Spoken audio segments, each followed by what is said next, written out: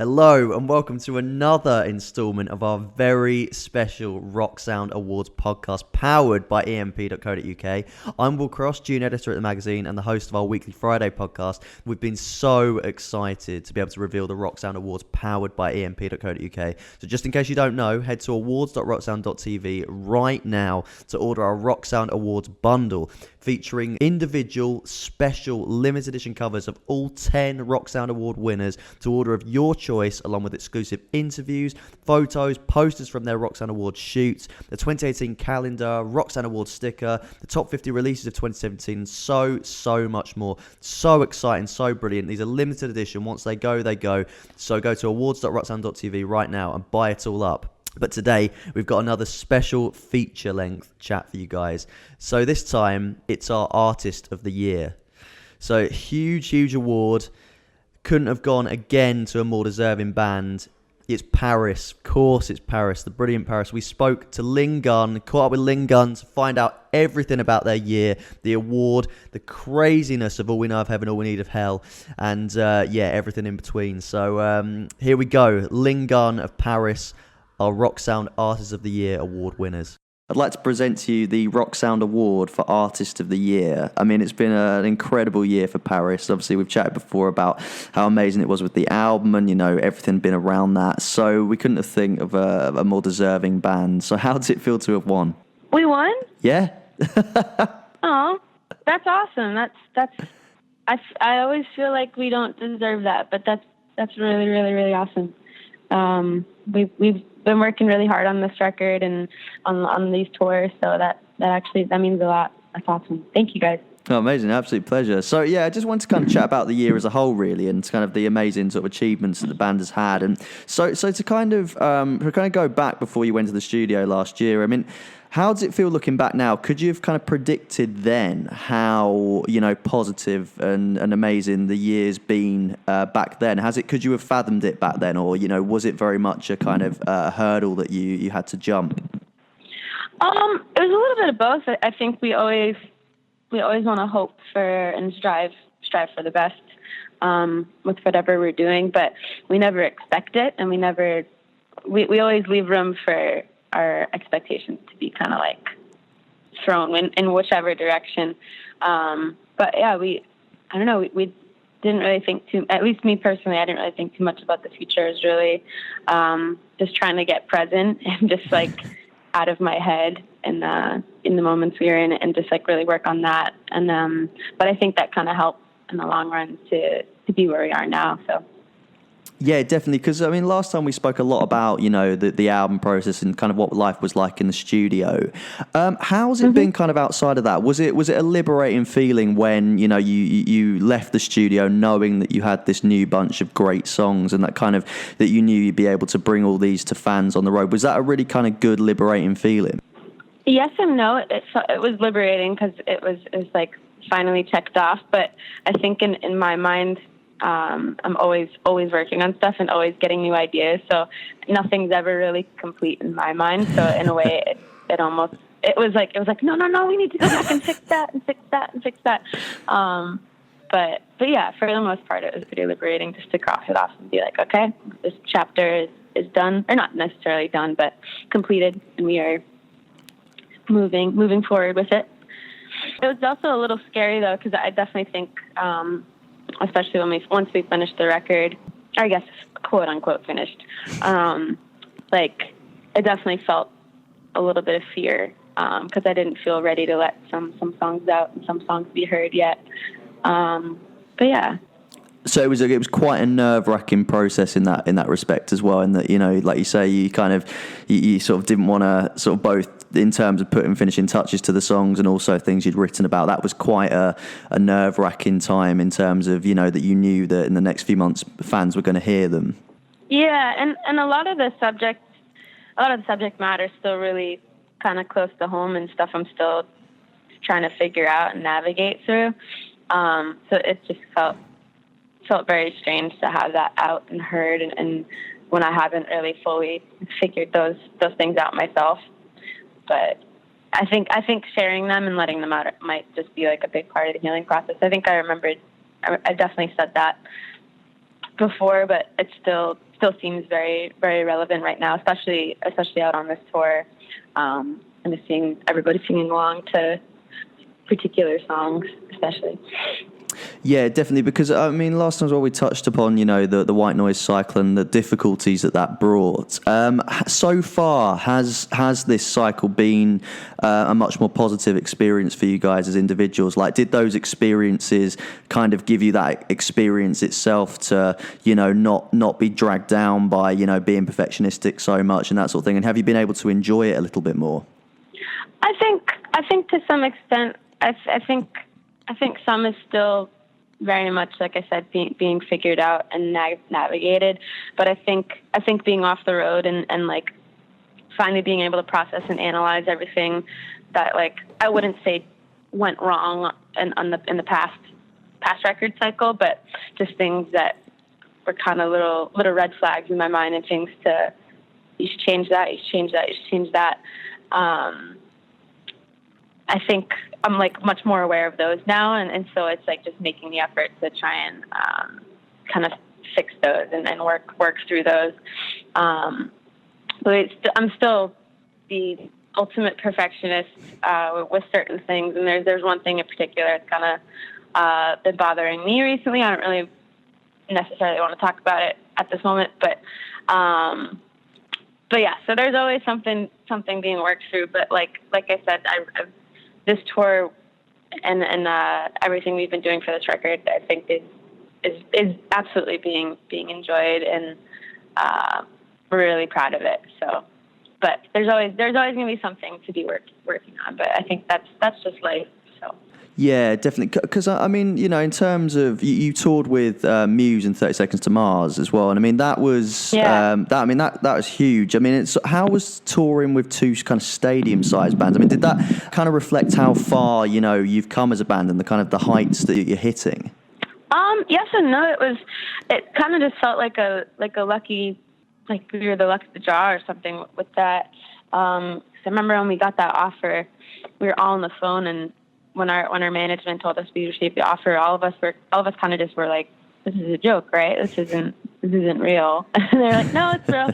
And but no, it was really cool, and it was really inspiring to see those bands playing those size not arenas, but like amphitheaters and stuff, and seeing how their music can translate into those types of venues. And I feel like our music, for the most part, translated over pretty well as well, which was really cool to see and kind of motivating. But they both put on amazing shows, and they were, like I said, just really inspiring to watch, and definitely were giving us some ideas for the future and things to aim for. Awesome, yeah. Because going back as well to when you came out of the studio, I mean, the wait for your return was really tangible. Now, I remember like the reaction at the UK shows, in particular like Shepherd's Bush. I mean, it was crazy. Like the atmosphere was totally electric. How was that? Was it a really great feeling to kind of return and be genuine stars? Like to have this fan base that was so desperate for your return. How did that feel? It felt great. It also felt so scary again, because it was one of those things where it didn't feel like we were ready. Like it didn't feel like, and even though it had been almost a year since we'd been back, or since we'd been over, it just felt like it was way too soon. It felt like we were just there, and it was like, oh my God, we're not ready yet. Like because we had been just working on the record nonstop, so there was like no break for us. So it didn't really seem like we'd gone away. As much as it did to, I think, everybody else. So it was definitely like a weird moment of, oh wait, these people have been waiting for this long, even though we haven't really gone anywhere. Amazing, yeah. Because as well, kind of on that tangent as well, like big bands like Bring Me the Horizon, All Time Low, to name a couple, have become PVRIS fans themselves. I mean, and you say Lights, who is a huge influence on you guys, has been touring with you guys, and like that must be such a gratifying feeling, like to kind of have a really positive response and fans of PVRIS in these people that you've looked up to. Like, how does that feel? It feels great, and I think the best thing out of that, and it's not even in a like stamp of approval from these artists. For me, it's personally, it's like getting to know these people and seeing that they're just really genuine people, and kind people. And that's the biggest thing is like, I don't know, with any artist that we tour with or kind of make friends with, I think that's always the biggest thing I'm looking for. I don't care if you're this amazing hype band. If you're shitty people, I don't give a shit. I just want to be around good, genuine people. So when, like, for example, bands we've looked up to or just been inspired by in the past, like we finally get to meet them or for example, tour with them and they're awesome people. It's really, really gratifying, and I'm grateful for that for sure. Brilliant stuff. I mean, as well, with when the album came out, massive success, and it hit number 4 in the UK album chart. Like, did it feel like everything had paid off? Did it feel that was a real, almost like a light at the end of the tunnel in terms of some of the things that you'd put out there and that sort of thing with the album? Was that a really kind of maybe not a gratifying feeling, but a bit of a comforting feeling that people were responding to the song so well? For sure, yeah. It was definitely. I won't lie, it was definitely a comforting feeling of, okay, people are into this. They don't hate this. Like something here makes sense to these people, which is good. Because when we're making it, sometimes I'm just like, yo, I have no idea if anybody's gonna get this or even give two shits about this. So it's definitely a nice, rewarding feeling when people definitely latch onto it. So. Yeah, definitely. Because I mean, has it been quite cathartic in that sense as well? I mean, we chatted about songs like Half and What's Wrong last time and that sort of thing. Was it quite a cathartic experience or whilst a scary experience? Was it quite cathartic in being able to get some of those feelings out and onto paper and in sound? Oh, absolutely, yeah. Like I remember when we were first in the studio and we wrote What's Wrong, and I wrote the last line of the chorus, don't need a metaphor if you don't know I'm miserable. I remember just being so scared to sing that, but also just like kind of pushing myself back and being like, yo, this is how you feel, and just say it, and like this is real, and like people understand that, and so I think it was for sure very cathartic and scary, but I've always been told, like, if you're doing something and it's not scaring you, you shouldn't be doing it. Or if you're doing something and it's scaring you, that's a good thing. And at least in terms of art and writing.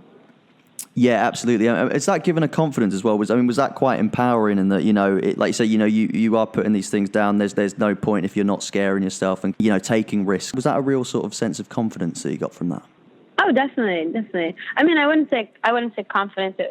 Or maybe confidence in a way. I think it would be more so just validation, but I think you could find confidence in validation in a way. So yeah, for sure.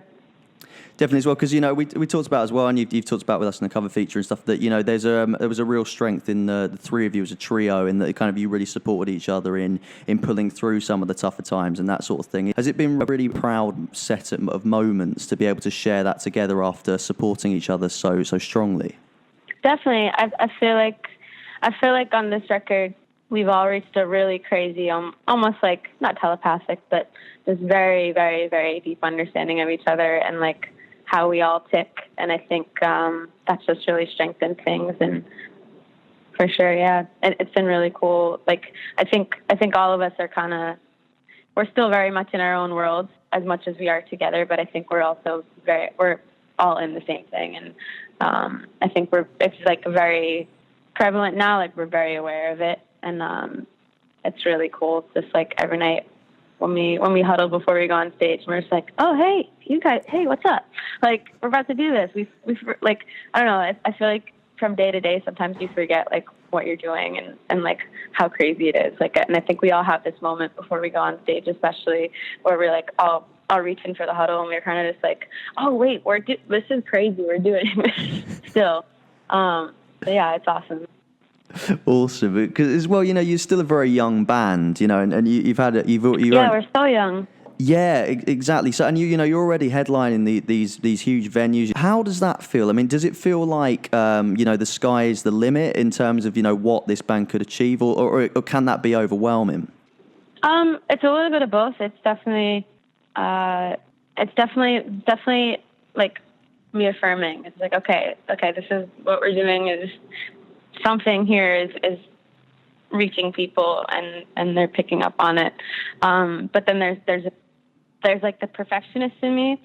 That's always just like, oh, I don't feel ready, or I don't feel like, personally, I don't think like we're cut out for this level yet, or like I feel like we should be like a little bit below this, or but I think you could look at like what we're doing, I guess, in terms of, or I guess, I don't know, I feel like this is like taking risks in a way outside of creating, but yeah, the perfectionist in me definitely is always kind of like you're not ready for this, like we're not ready for this, we're not cut out for this. But I think that's also just a human thing to be feeling as well.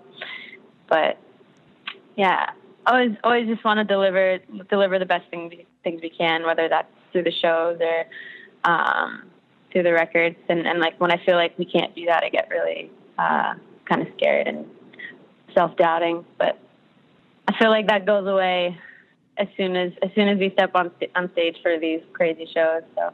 Yeah, definitely. So on that note, I mean, have the support of the fans, and like you say, these crazy shows that you've been doing. Is that, I guess, that in itself has been very reaffirming. Then, in that, you know, there are all these horrible things that you have to deal with in life, and going on stage and being able to play these songs that, you know, people have connected with so brilliantly. That is a really, really it's a huge reminder of, you know, how much you've achieved with the band and how much you mean to people. Definitely, yeah. And even if if I feel like I can't deliver my best a certain day or a certain night, just like, I don't know, you kind of have to step back and just look out at people and just see how they're responding and how they're feeling. And you just kind of like have to step back and go, you know, it doesn't matter. Like, these people are enjoying this regardless. And that's the biggest thing. They're feeling something. So. Yeah, 100%. I mean, you know, in terms of now, you know, and how well things are going, and compared to, you know, with our cover feature when you said, you know, you went home after the White Noise cycle. Do you feel, after going through all this, do you feel, you know, do you feel that has there been a real change in the three of you? Or do you still feel you're the same, completely the same as you were, or has it been, has this whole kind of cycle brought you a lot of positive change personally and with Brian and Alex too? No, I mean, we're humans. We're, like, regardless of what we're doing, we're always going to be changing pretty naturally. But I definitely do think this business and this life, you definitely grow up a lot quicker and you mature in very different ways than I think a lot of other people might at different rates. But I think, yeah, no, I think it's definitely changed. Like, we've learned so much, and I think we're constantly wanting to learn more and grow more. So I think we really just hopefully it's only going up from here. But yeah, it's definitely been a lot of positive growth, and whether that's been like fast or slow, it's been definitely for sure been a shift. In a lot of different ways. So. I mean, as well, in terms sonically with the album as well itself, I mean, you know, there's so much going on, you know, and of course it's still, you know, there's still moments that are kind of quintessentially Paris, but it feels very unique, you know, and there are elements of rock and EDM and pop and all sorts going on. Does the album leave open the door as to where Paris could go in the future? Like, does it very much, because it has such a unique feel to it, could Paris go anywhere creatively, essentially, in the future, do you think? Oh yeah, absolutely. I see us going in all directions and any direction. Like, I think, I think the first two, like, I think White Noise and I think this record we just put out, I think really leaves that door open. It's kind of overwhelming and kind of scary, but also really exciting to feel like we have that ability and we have that power to do that. So. Yeah, definitely. And with that in mind, I mean, like, in terms of looking back across the year, and you've got so much coming up, you know, you've got the UK tour and then, like, all this brilliant stuff going into 2018. And with the album being such a success, looking back, does it feel like almost you could tackle anything from here? You got all these doors wide open in terms of where the sound could go creatively. And, you know, they say the shows have been crazy and it's been such a year of success. Has that left you feeling like you could essentially take on whatever the future holds for Paris? Definitely, yeah. It's an interesting. It's a very conflicting feeling, because there's this feeling of, oh, we can go anywhere. We can do anything. Like, if we keep hustling, keep doing what we're doing, and just hold on to integrity and everything that we've held really close to us on these first two records, if we keep striving with that, like, who knows where this could go. But then there's another part of me that's like, this could go away at any second. So don't take it for granted, and like, don't fuck it up. So there's like those two feelings, because you never know, like literally anything could happen. So yeah, there's a lot of hope, but there's also a lot of holding on to this, because it could go away at any second. You never know. Yeah, definitely. I mean, do you think, you know, mentioned keeping integrity, and that's something that is very prevalent on the album, and that, as you say, you explored so many areas of the band, but it all still sounds like you. Is that something, do you think, that can be hard to hold on to within the music industry? I think for some artists, for sure. I think we haven't really experienced this yet, or like come into this problem yet, but I do know like a lot of second parties can kind of come in and shift people's thinking and kind of be weird influences on bands sometimes. But I feel like our team that we have right now is, they only have our best interests in mind, and are so supportive and like totally understand our vision and where we want to go and what we want to do. So I don't think we'll ever really run into that. And our team also really is great at just like keeping everybody in check, and just like staying true to why we started this in the first place. And so I don't think we'll lose sight of our integrity. I think maybe the integrity may show up in different ways, I guess, over time, or maybe it might shift, but I think that'll just be from like a personal growth thing. Like our tastes might shift, and which I think that might be where people will see change. But you know, I have hope that we're gonna hold on to that. I don't plan on letting that go anytime soon. Yeah, definitely. Or if not ever.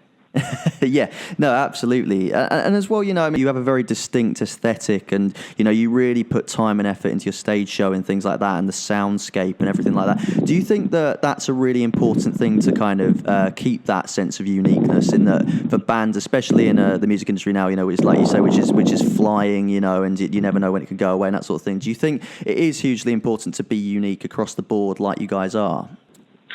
Yeah, I mean, I wouldn't say it's like an absolute necessity for a band to be like super unique in every way, but I think because it really ultimately, like, the main reason everybody's here for any band is for the music. But I think, I don't know, providing like the visual elements and the quote unquote aesthetic, I think is just fun. Like it's just like an extra. It's like icing on the cake for us.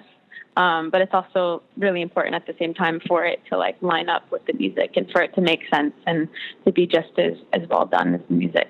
So it's like a little bit of both. Like I do think it really is important, I guess, in terms of it kind of having the same integrity as your music, but I don't think it's like necessary. But I don't know.